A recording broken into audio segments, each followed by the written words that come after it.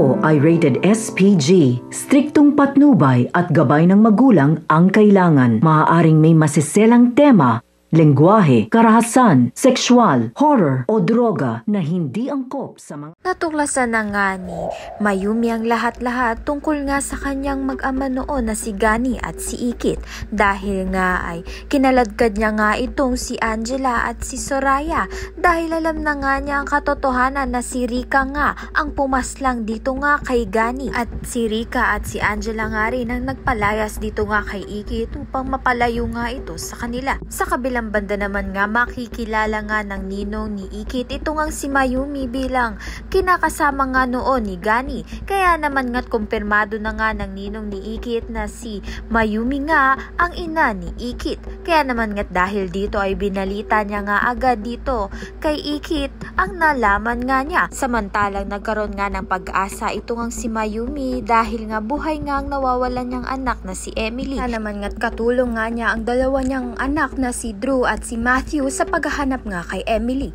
Nang matuklasan nga nila na ito ngang si Emily ay si Ikit dahil nga pinalitan nga ni Gani noon na pangalan nga nito ni Ikit upang hindi nga sila matunton nito ni Mayumi. Unti-unti na ngang lumilinaw ang lahat at talaga nga namang walang sikreto ang hindi mabubunyag. Kaya naman nga't yan at iba pa ang dapat natin pakaabangan. Maraming salamat sa iyong panonood.